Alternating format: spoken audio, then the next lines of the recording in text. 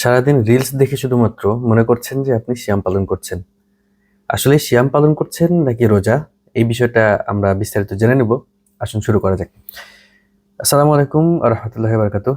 আলহামদুলিল্লাহি ওয়াহদা ওয়াসসালাতু ওয়াসসালামু আলা মান লা নাবিয়্যা বা'দা আম্মা বাদ। আল্লাহ রাসূল সাল্লাল্লাহু আলাইহি ওয়াসাল্লামের সুন্নত হচ্ছে যে তিনি যখন কথা বলতেন তখন ১ম এ আল্লাহ সুবহানাহু ওয়া তাআলার প্রশংসা করতেন, তারপরে নিজের উপরে দরুদ পেশ করতেন। অথবা সাহাবায়ে কেরামরা আল্লাহ রাসূল সাল্লাল্লাহু আলাইহি ওয়াসাল্লামের উপরে দরুদ পেশ করার পরে কথা শুরু করতেন। তো আজকে আমরা যে বিষয়টা নিয়ে কথা বলছি এখানে, আ সে বিষয়টা জানার আগে আমাদের যেটা জানা জরুরি সেটা হচ্ছে আমি যতটুকু জেনেছি আমাদের বড়, বড় শাইখদের থেকে যারা আমাদের শিক্ষক আলহামদুলিল্লাহ, তারা এই কথাই বলেছেন যে, যেকোনো বিষয় জানার আগে আ যেকোনো বিষয় বা বিশেষ করে আমল করার আগে সে সম্পর্কে জানা আমাদের জন্য ফরজ। বিশেষ করে এখন সালাত আদায় করার আগে যদি আমি সালাত আ কিভাবে আদায় করতে হবে সেটা যদি না জানি, তাহলে আমি সালাত আদায় করতে পারব না। কোরআন তেলাওয়াতের আগে কোরআন কিভাবে তেলাওয়াত করতে হবে সেটা যদি না জানি তাহলে কিন্তু হবে না। তো সময় অনেক সংক্ষিপ্ত, আমাদের লিস্ট অনেক বড়। তো সেই বিষয়টা আমরা এখন থেকে শুরু করছি আলহামদুলিল্লাহ।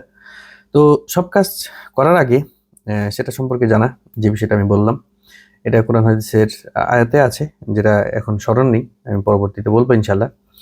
তারপরে আমরা চলে আসি আমাদের মূল টপিকে, যে আমরা কেন সালাদকে সালাদ বলার কথা বলি এবং কেন সিয়ামকে সিয়াম রোজা না বলে সিয়াম মানে বলার কথা বলি। এইজন্য সালাত বিষয়টা পরে বলছি, এখন সিয়ামের বিষয়টা বলছি। রোজা মানে হচ্ছে শুধুমাত্র, রোজা একটা ফার্সি শব্দ যেটার মানে শুধুমাত্র যে না খেয়ে থাকা, যেটা শুধুমাত্র হিন্দুরা বা বিধর্মীরা করে থাকে। কিন্তু সিয়ামের যে বিষয়গুলো আছে এখানে কিন্তু ৩টা টপিক আছে, যে ৩টা টপিক আমরা জানি না। ১, না খেয়ে থাকা। ২, পানি পান করা যাবে না। আর ৩, সেটা হচ্ছে সহবাস করা যাবে না বা যৌন সম্পর্কে কোনো ধরনের ঝামেলায় পড়া যাবে না।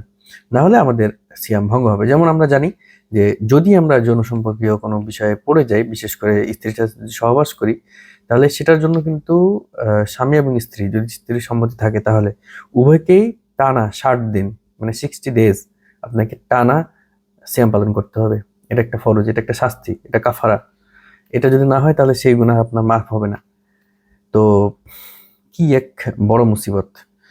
তো এখন যে বিষয়গুলো আমরা জানবো তার আরেকটা বিষয় হলো, তার আগে আমি আরেকটু পড়ে নিই। যে দোয়া আমি সম্পর্কে জানি, শুনেছি, যে রাব্বিস ইশরাহ লি সাদরি ওয়াইসির লি আমরি ওয়াহলুল উকদাতাম মিন লিসানি ইয়াফকাহু কাওলি। এই দোয়া পাঠ করলে আল্লাহ রাসূল সাল্লাল্লাহু আলাইহি ওয়াসাল্লাম বলছেন যে মুসা আলাইহিস সালামের যে মুখের জড়তা ছিল সেটা দূর হয়ে গেছে। আর এই আয়াতের মানে দোয়ার যেটা মানে হয় সেটা হচ্ছে, আল্লাহ আপনি আমার বুককে প্রশস্ত করে দেন, আমার মুখের জড়তা দূর করে দেন। তো আমার মুখে যেহেতু আমি জাতির সামনে কথা বলতে অভ্যস্ত নই, আমি মাদ্রাসার ছাত্র না, আমি এইভাবে কখনো বিতর্কও করিনি কখনো। তো শুধুমাত্র আমি এইভাবে বলার অভ্যাস করছি। কারণ আমি একটা আয়াত জানি যে একটি আয়াত হলেও আমাকে, একটি হাদিস জানি যে একটি আয়াত হলেও আমাকে ছড়াই দিতে হবে। আমি যতটুকু জানি ততটুকু আপনাদের সামনে পেশ করছি। এই হচ্ছে আমার ছোট বিষয়। তো যে বিষয়টা আমরা বুঝি না, যার কারণে আমরা সচরাচর যে ভুলটা করে থাকি, সেটাই আজকে নিয়ে আলোচনা করব। সিয়াম। সিয়াম অর্থ হচ্ছে পানি থেকে বিরত থাকা, খাবার থেকে বিরত থাকা এবং যৌন সম্পর্কের কাছ থেকে বিরত থাকা। এর পাশাপাশি কিন্তু আরো কিছু আছে যেটা আদবের অংশ, যেটা আমরা জানি না। যেমন, তার আগে আমরা আরেকটা বিষয় আলোচনা করি, যে সিয়াম। সিয়াম ফরজ হবে তখনই যখন আমার ঈমান থাকবে। সূরা মায়েদা ৫ নম্বর আয়াতে আল্লাহ সুবহানাহু ওয়া তাআলার এই আদেশটাই আছে। আপনারা যারা বিস্তারিত জানতে চান তারা দেখে নেবেন। তারপরে যদি নিয়ত না থাকে, যেমন আমি সিয়াম কার জন্য রাখছি, যদি আমি শ্বশুর বাড়িতে গিয়ে আমার শ্বশুর শাশুড়িকে দেখানোর জন্য রাখি, তাহলে আমার নিয়ত হয়ে গেল শিরক। সেটা আমার আল্লাহ সুবহানাহু ওয়া তাআলাকে খুশি করার জন্য করলাম না। ঠিক আমরা অনেক সময় আমাদের বউ বাচ্চাদের দায়িত্ব পালন করতে গিয়ে এই কথাটা বলি বা কাজটা করি বা নিয়তটা করে থাকি, যার কারণে আমি হাজার হাজার কোটি কোটি টাকা খরচ করার পরেও আমি একটাও নেকি পাচ্ছি না। কেন? কারণ আমার নিয়ত ঠিক নাই। এজন্য সহিহ বুখারীর সর্বপ্রথম যে হাদিসটা সেটাই হচ্ছে এইটা, যে ইন্নামাল আমালু বিন্নিয়াহ। প্রত্যেক কর্মের ফলাফল নিয়তের উপর নির্ভরশীল। তারপরে আরেকটা বিষয় হচ্ছে যে হালাল উপার্জন থাকতে হবে। আমি যে সাহারি খেলাম, আমি যে ইফতার করব, এটা যদি হালাল না হয় তাহলে কিন্তু এই সিয়াম কতটুকু হচ্ছে এটা প্রশ্নবিদ্ধ। এটা আপনি নিজেকে প্রশ্ন করুন। তারপরে সালাত আদায় করে, সালাত হচ্ছে ইমানের অংশ। যদি সালাত ঠিক মতো আমি আদায় না করি, আমি সাহারি খেয়ে ঘুমিয়ে গেলাম, ফজর সালাত ঠিক মতো পড়লাম না, তাহলে যে আমার সিয়াম পরিপূর্ণ হবে এটার গ্যারান্টি কেউ দিতে পারবে না। সুতরাং সালাতকে ঠিকঠাক করতে হবে, কারণ সহিহ মুসলিমের 82 নম্বর একটা হাদিস, যেটা আল্লাহ রাসূল সাল্লাল্লাহু আলাইহি ওয়াসাল্লাম বলছেন যে নামাজ এবং আহ, মুমিন এবং কাফেরের ভিতর পার্থক্যকারী হচ্ছে সালাত। তো এটা চিন্তার বিষয়, কারণ জ্ঞানের জন্য ইশারাই যথেষ্ট। তো আপনারা যারা এই বিষয়টা বিশ্বাস করেন তারা আপনারা নিজেরা খোঁজ করে নেবেন। অবশ্যই আল্লাহ সুবহানাহু ওয়া তাআলা আপনাকে বিবেক দিয়েছে বলে আপনাকে আশরাফুল মাখলুকাত বানিয়েছে। এরপরে আমরা যদি এই আখলাকের বিষয়ে চলে আসি, আরো কিছু বিষয় আছে, যেমন গুনাহ ও খারাপ কাজ থেকে বিরত থাকা। সিয়াম থাকার মূল উদ্দেশ্যগুলোর ভিতরে একটা, যে আমি সিয়াম থাকলাম, আমি লোক দেখানো কাজ করলাম, আমি সালাত আদায় করলাম না, তাহলে আমার সিয়াম হয়ে গেল, এটা ভুল কথা। সেটা সিয়াম হলো না, সেটা রোজা হতে পারে, কারণ রোজার মানে হচ্ছে না খেয়ে থাকা। তো এর পাশাপাশি আরেকটা বিষয় হচ্ছে জিহ্বাকে হেফাজত করা, কানের হেফাজত করা, হাতের হেফাজত করা, চোখের হেফাজত করা। সিয়াম মানে হচ্ছে পুরো বডিকে আমাদেরকে হেফাজত করতে হবে, যে আমি কি করছি আর কার উদ্দেশ্য করছি, কিভাবে করছি, এবং আল্লাহ সুবহানাহু ওয়া তাআলা আমাকে দেখছেন। তো সেজন্য আমার জিহ্বাকে ঠিক রাখা, আমি বাজে কথা বলতে পারবো না। চোখকে ঠিক রাখা, আমি খারাপ কিছু দেখতে পারবো না। সারাদিন আমি সিনেমা দেখছি, রিলস দেখছি, বন্ধুদের সাথে আড্ডা দিচ্ছি, দিয়ে আমার সময়টা পার করে দিচ্ছি, এটা আমাদের সিয়ামের অংশ নয়। তারপরে আপনি আপনি গান শুনছেন, অনেকে গানকে হালাল মনে করে, ইন্নালিল্লাহ। যেটা আমি দেখেছি, অনেকেই মনে করে গান শুনে। গ্রামেও এখন এই বিষয়টা চলে গেছে। আমি দেখেছি যে গ্রামে খুব সিরিয়াস সবাই, সালাত সিয়ামকে নিয়ে খুব সিরিয়াস, কিন্তু গীবত করতে পিছু পা হয় না, ইয়ারকি ফাজলামো করতে পিছু পা হয় না, গান বাজনা প্রকাশ্যে না হলেও ইয়ারফোন দিয়ে হলেও শুনে। তারপরে মেয়েদের সাথে কথা বলা। আর আমাদের এলাকায় তো মানে পর্দার গোষ্ঠী উদ্ধার হয়ে আছে, যেটা খুব কঠিন অবস্থা। তো যাই হোক, সহিহ বুখারীর 1903 নম্বর হাদিস, যেটা সেটা হচ্ছে জিহ্বার হেফাজত করা। এই বিষয়টা নিয়ে খুব গুরুত্বপূর্ণ একটা হাদিস আছে, আপনারা দেখে নেবেন। তো এই বিষয়টাই বলছিলাম, যে যারা শুধুমাত্র না খেয়ে থেকেই মনে করে যে আমার রোজা হয়ে গেল, আমি তাদেরকে আহ্বান জানাবো, ভাই আপনি ভুলে আছেন, আপনার চিন্তা ভাবনা ভুল, আপনার এই ভুলকে কাটান। আপনাকে করতে হবে কি? আপনাকে করতে হবে সিয়াম।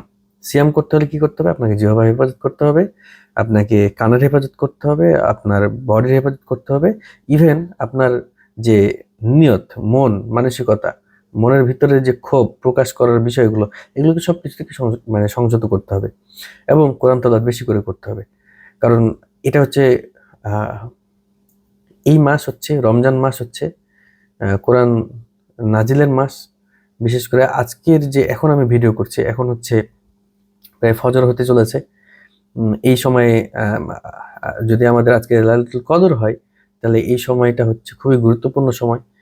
বিশেষ করে এরপরে যদি আমরা যে বিজু রাত 2-3টা পাবো, সেই 2-3টা রাতকেও যেন আমরা কাজে লাগাতে পারি, সেই বিষয়টাও আল্লাহ সুবহানাহু ওয়া তাআলার কাছে দোয়া চাই, যে আল্লাহ সুবহানাহু ওয়া তাআলা আমাদেরকে এইটা কাজে লাগানোর ব্যবস্থা করে দেন, কাজে লাগানোর তৌফিক দান করেন, হেদায়েত দান করেন। কারণ আমরা বুঝতে পারছি না যে এই সময়টা কতটা গুরুত্বপূর্ণ, কিন্তু আল্লাহ রাসূল সাল্লাল্লাহু আলাইহি ওয়াসাল্লাম এই রমজান মাসকে পাওয়ার জন্য শাবান মাস বা তার আগে থেকে দোয়া করতেন, যে আল্লাহ আমার হায়াতটা রমজান মাস পর্যন্ত পৌঁছায় দেন। আল্লাহু আকবার। অথচ আমরা এটা নিয়ে চিন্তা করি না। আমাদের সামনে কত বড় একটা আল্লাহ সুবহানাহু ওয়া তাআলা ব্যবস্থা করে দিয়েছেন, অথচ আমরা এর গুরুত্ব দিই না। তো আমরা কত বড় হতভাগা জাতি, যে এই বিষয়টা নিয়ে আমাদের চিন্তা নাই, ভাবনা নাই, কোনো কিছুই নাই। এক প্রকার লোক আছে যারা ব্যবসা নিয়েই ব্যস্ত, যারা আমি আমি আমি দেখেছি যে কিছু ব্যক্তি যারা তারাবিও পড়ে না, শুধু ফরজ পড়ে এসে দোকানে বসে যাচ্ছে, রাত 10টা 11টা 12টা পর্যন্ত বসে থাকছে। কারণ তার পেশাই হচ্ছে কাপড় বিক্রি করা, তার পেশাই হচ্ছে রমজানকে কেন্দ্র করে তার শোপিস বিক্রি করা, আরো অন্যান্য বিক্রি করা। তো তারা তো এই জিনিসটা পাচ্ছে না, বা নিয়তই করছে না, জানতেও পারছে না, কারণ জানার তার ইচ্ছা নেই। তো আল্লাহ সুবহানাহু ওয়া তাআলা প্রতি বছরই এই রমজানকে দিচ্ছেন। বিশেষ করে যাদের সম্ভব, আহ, আপনারা ইতিকাফে বসার চেষ্টা করবেন। এই বছর হয়নি, চেষ্টা করবেন যেন সামনের বছর বুঝতে পারি। আরো চেষ্টা করবেন যেন রমজান মাসে আমরা উমরা করতে পারি, যারা উমরা করতে পারেননি। হজ করার টাকা থাকলে অবশ্যই হজ করার চেষ্টা করবেন। আর যদি এমন উমরা করার শুধু টাকা থাকে যে উমরা করব আমি এখন আপাতত, আমার হজ করার টাকা নেই, আমি আপনাদেরকে সাজেস্ট করব রমজান মাসের এই 10টা দিন, লাস্ট 10টা দিন ইতিকাফে বসবেন, চেষ্টা করবেন মক্কাতে, অর্থাৎ মসজিদুল হারামে বসা। তাহলে আপনারা সর্বোচ্চ নেকির অধিকারী হতে পারবেন ইনশাল্লাহ। তো আমার জন্য দোয়া করবেন, আল্লাহ সুবহানাহু ওয়া তাআলা যেন এই যে কথাগুলো আপনাদেরকে বললাম, যে নসিহাগুলো করলাম, এটা সবার আগে আমাকে পালন করার তৌফিক দান করেন, হেদায়েত দান করেন, এবং সর্বোপরি আল্লাহ সুবহানাহু ওয়া তাআলা যেন আমাকে হেদায়েতের উপর টিকে রাখেন। কারণ অনেকে মুরতাদ হয়ে যায়। আমার আশেপাশে দেখেছি, আমি যার হাত ধরে হেদায়েত পেয়েছি তিনিও আজ মুরতাদ হয়ে গেছেন। আল্লাহ সুবহানাহু ওয়া তাআলা তাকে হেফাজত করুক, তার অনিষ্ট থেকে মানুষকে হেফাজত করুক, তাকে হেদায়েত দিয়ে আবার ফিরিয়ে নিয়ে আসুক, এটাই দোয়া করি। আজকের মতো এখানেই শেষ করছি। মাথায় রাখবেন, সিয়াম রোজা এক নয়। সিয়াম পালন করতে গেলে আপনাকে বেশ কয়েকটা জিনিস মাথায় রাখতে হবে, A to Z মাথায় রাখতে হবে, ঠিক আছে? রোজা এটা তো হিন্দুয়ানি প্রথা, এই জন্য আমরা চেষ্টা করব যেমন নামকে শুদ্ধভাবে আমরা বলে থাকি। যেমন আমার নাম রবিউল, আরবিতে হোক, বাংলাতে হোক, ইংলিশে হোক, স্প্যানিশে হোক, স্পেনে হোক, বা যেখানে হোক না কেন, পৃথিবীর যতগুলো ভাষা আছে প্রত্যেকটা ভাষাতে আমার নাম হবে রবিউল। সুতরাং সালাদকে আল্লাহ সুবহানাহু ওয়া তাআলা যেহেতু কোরআনে ডেকেছেন সালাদ, সিয়ামকে যেহেতু কোরআনে ডেকেছেন সিয়াম, হজকে হজ ডেকেছেন, জাকাতকে জাকাত ডেকেছেন, ঠিক সেইভাবে আমরা যেন এই প্রত্যেকটা নামকে শুদ্ধভাবে বলার চেষ্টা করি। আজকে থেকেই আমরা শুধরানোর চেষ্টা করব। নামাজকে নামাজ না বলে সিয়াম, সালাদ বলার চেষ্টা করব। সিয়ামকে রোজা না বলে সিয়াম বলার চেষ্টা করব। হজ জাকাত তো বলি, কিন্তু তারপরেও আমাদের অনেক ভুল থাকে, এই ভুলগুলো শুধরানোর চেষ্টা করি। যাদের জাকাত ফরজ হয়ে গিয়েছে আপনারা চেষ্টা করবেন জাকাত দেওয়ার, এবং নিজেকে শুধরানোর চেষ্টা করেন। আল্লাহ সুবহানাহু ওয়া তাআলা এই রমজান মাসকে কাজে লাগানোর তৌফিক দিন। কারণ এই রমজানকে যারা পেল আর গুনাহ মোচন করতে পারলেন, তাদের জন্য আল্লাহ রাসূল সাল্লাল্লাহু আলাইহি ওয়াসাল্লামের লানত, মানে অভিশাপ রয়েছে যে তাদের নাক ধূলিসাৎ হয়ে যাক, মানে সে ধ্বংস হয়ে যাক।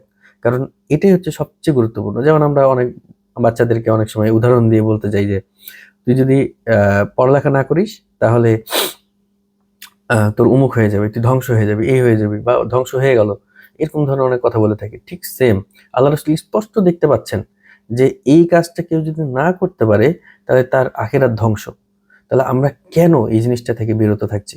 তাহলে আল্লাহ সুবহানাহু ওয়া তাআলার কাছে দোয়া করি, আল্লাহ যেন আমাদেরকে এই বাকি সময়টা, এই গত 23টা দিন, 23টা সিয়াম আমাদের যা হওয়ার হয়ে গিয়েছে, যেন এই বাকি 7টা, মানে আগের 23টা যা হওয়ার হয়ে গিয়েছে, আগামী 7টা বা 6টা যে সিয়াম আছে, এই 6টাকে খুব ভালোভাবে কাজে লাগাতে পারি, সেই ব্যবস্থা করি।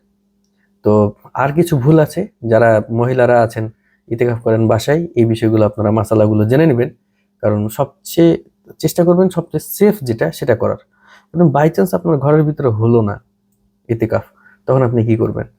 দিন শেষে উল্টা গুনাহগার হচ্ছেন।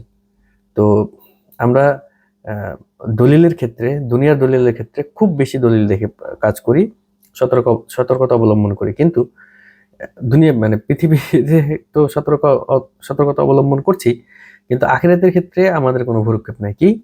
ওই কোন এক মূর্খ 2 রাকাত পড়াতে গিয়ে 3বার ভুল করে, 2 রাকাত পড়তে 1 মিনিট সময় লাগে, যে যার পেটে বম মারলে 5টা থেকে 10টা বা 15টা বা 20টা আমি ধরে নিলাম আয়াত, মানে সূরা বের হবে। 10টা হাদিস যদি মুখস্থ বলতে বলেন তো বলতে পারবে না। 10টা কোরআনের আয়াতকে আপনি তর্জমা করতে বললে বলতে পারবে না। যা গ্রামাটিক্যাল বুঝে না, সে অনেক বড় ফতোয়াবাজ হয়ে যায়। তো আল্লাহ সুবহানাহু ওয়া তাআলা এসব আলেম থেকে, এসব নামধারী আলেম থেকে হেফাজত করুন। যাদের অনিষ্টে এই ভাইয়েরা রয়েছে যারা বিশ্বাস করছে যে উনি যা বলছে তাই সঠিক। তো একজন মূর্খ যে রিক্সা চালায়, গাড়ি চালায়, সেও বুঝে যে আমার জমির দলিল কার কাছে নিয়ে যেতে হবে বা কার কথাটা আমি মানবো। তো আল্লাহ সুবহানাহু ওয়া তাআলা এতটুকু বুঝদিক, আশরাফুল মাখলুকাত এই জন্যই বানিয়েছেন আল্লাহ সুবহানাহু ওয়া তাআলা, যে আখিরাতে আমাদেরকে দাঁড় করিয়ে বলা হবে যে আপনাকে আমি আশরাফুল মাখলুকাত বানিয়েছি। মানে বিবেকটাই হচ্ছে মূলত পার্থক্যকারী মানুষ এবং পশু থেকে। তো এই বিবেক দিয়ে আপনি যখন নৈতিকতা অবলম্বন করছেন, তখন আল্লাহ রাসূলের সাহাবী হয়ে যাচ্ছেন। এই নৈতিকতাকে যখন আপনি ছিন্ন করছেন, ফেলে দিচ্ছেন ছুঁড়ে, তখন আপনি আবু জাহেল হয়ে যাচ্ছেন, আবু লাহাব হয়ে যাচ্ছেন, এরকম বড় ধরনের জালিম হয়ে যাচ্ছেন। তো আল্লাহ সুবহানাহু ওয়া তাআলা এসব থেকে হেফাজত করুক এবং সঠিক বুঝ দিক আপনাকে, আমাকে, এবং আমরা সবাই জান্নাত চাই। আল্লাহ সুবহানাহু ওয়া তাআলা আমাদেরকে সেই জান্নাত নসিব করেন, বিশেষ করে জান্নাতুল ফেরদৌস, যেহেতু আল্লাহ সুবহানাহু ওয়া তাআলা বলেছে। আমরা জেনারেল, আল্লাহ সুবহানাহু ওয়া তাআলা আমাদের মাধ্যমে আমি জানি না কতটুকু উনি আমাদের জন্য বা আমাদেরকে কবুল করবেন কিনা তার ইসলামের জন্য। তবে দোয়া করি আল্লাহ সুবহানাহু ওয়া তাআলা যেন আমাদেরকে ইসলামের খেদমতের জন্য কবুল করেন। আমরা বড় আলেম না, আমাদের কোনো ডিগ্রি নাই, আমাদের কোনো পড়ালেখা নাই, সুতরাং ইলম নিয়ে হয়তো বা কাজ করতে পারবো না। তবে আল্লাহ সুবহানাহু ওয়া তাআলা যেন আমাদেরকে এতটুকু সম্পদ দেন যেন সম্পদ দিয়ে আমরা কাজ করতে পারি। তো কথা বলার অনেক কিছুই আছে, সময়ের ব্যবধানে আমরা আপনাদের সামনে উপস্থিত হব ইনশাআল্লাহ, এবং অনেক বিষয়ে কথা বলবো, আলোচনা করব। আপাতত যেহেতু অনেক বড় ভিডিও হয়ে গেল, আজকের মতো এখানেই শেষ করছি। আল্লাহ সুবহানাহু ওয়া তাআলা আমাদের ভুল ত্রুটি ক্ষমা করে, যদি কথাতে কোনো ভুল ত্রুটি থাকে অবশ্যই আমাকে সরাসরি মেসেজ করবেন। কমেন্ট আমি পছন্দ করি না, সুতরাং আপনারা আমাকে সরাসরি মেসেজ করবেন যে ভাই আপনার এইটা ভুল ছিল, আমি সঙ্গে সঙ্গে চেষ্টা করব সংশোধন করার। জাযাকাল্লাহ খায়ের। সুবহানাকা আল্লাহুম্মা বিহামদিক আশহাদু আল্লা ইলাহা ইল্লা আনতা আস্তাগফিরুকা ওয়া আতুবু ইলাইক। আসসালামু আলাইকুম ওয়া রাহমাতুল্লাহি ওয়া বারাকাতুহু।